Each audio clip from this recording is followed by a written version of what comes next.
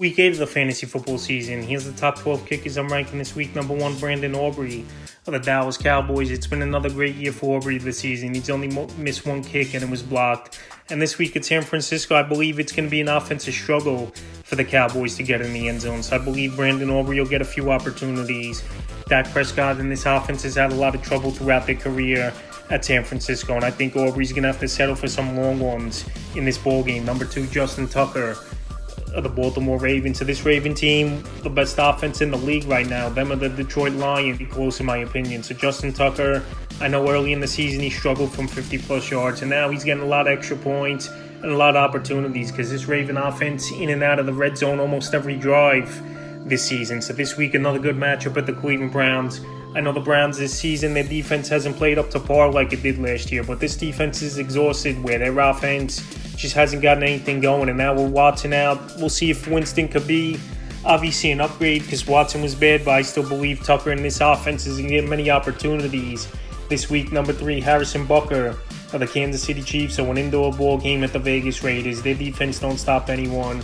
And Harrison Butker, I know he's had some good games and down games this season where the Chiefs scored a decent amount of touchdowns over the last few weeks where he's only been relegated to extra points. But this week at Vegas, I believe they're going to be scoring a little bit more and some opportunities will be there for Butker this week. Number 4, Young Hoku of the Atlanta Falcons. So Young Hoku going back a few weeks ago in Week 5 versus Tampa Bay defense. He went out there for 17 fantasy points, including a game-tying field goal to send it to overtime.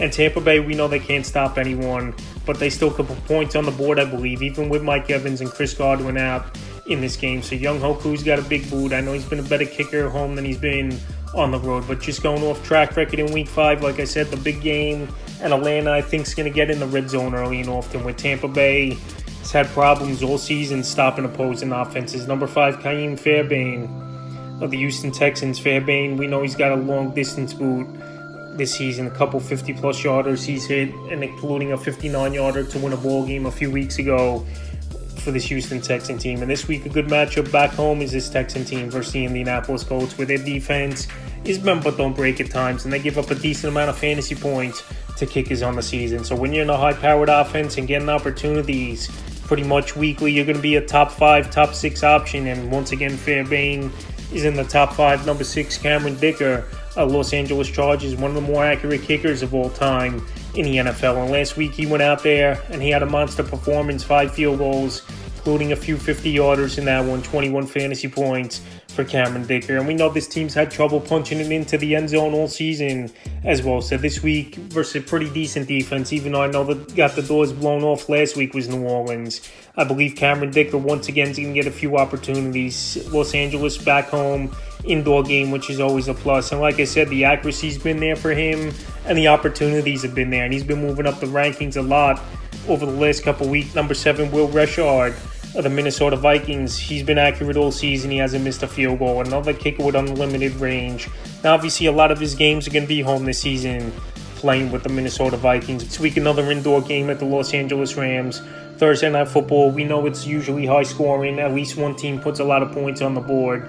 And this Ram defense, they've had trouble stopping offenses. So I think Reichard, once again, he's going to go out there, put in a good performance. And this season, so far, 4 out of 6 games with double-digit fantasy points. Number 8, Austin Seibert of the Washington Commanders. So this Commander team, they've been scoring the football a whole lot. 60% of their drives they've been scoring this season. But now with Jaden Daniels out in this game, the touchdowns are going to be down, I believe, this week versus a good Chicago Bear defense. And they're going to have to settle for field goals with Seibert, another kicker who could easily hit it 50, 55 yards. And ever since they signed him in Week 2, he's been one of the best kickers in all pro football in 5 out of 6 games with double-digit fantasy points. So this week, another decent matchup where the Bears are bend but don't break. And like I said, Mariota isn't even close to Jaden Daniels, where those touchdown drives Daniels had, Mariota, those are going to be field goal attempts at best, most of them. Number 9, Evan McPherson of the Cincinnati Bengals. His numbers definitely dropped off over the last couple weeks, and it's also got to do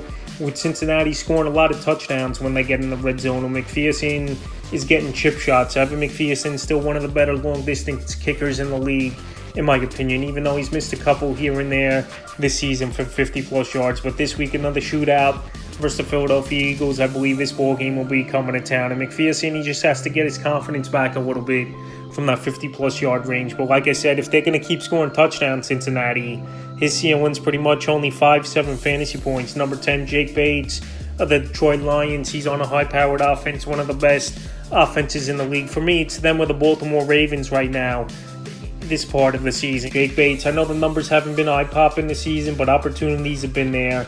And now Detroit, they're down Jameson Williams in this game. But we know he was a deep ball threat, and a big playmaker was Jameson Williams at times. So this week, maybe some of those deep touchdowns Williams got won't come to fruition, and they're going to have to settle for field goals. So Jake Bates, he's got a good boot. He's had a good season so far.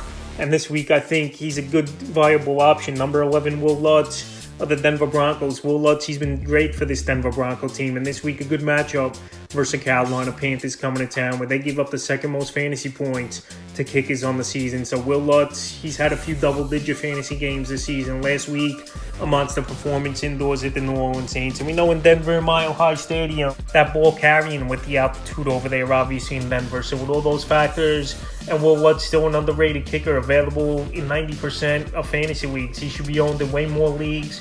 Because like I said, pretty much weekly, 7 to 12 fantasy points has been the range he scored. And the 12th and final kicker I'm ranking is Jason Myers of the Seattle Seahawks. DK Metcalf, he might not play in this ball game for Seattle. So some of those touchdown drives might turn into field goals. And they know they got to put points on the board versus Buffalo Bill team, where now their offense is even better, adding Amari Cooper to the mix last week. And we saw Cooper pay dividends already with a touchdown in last week's ball game. So if the Bills' offense improve, you know they're going to put points on the board with Josh Allen regardless, but even more now. They're going to have to try to stay in this game.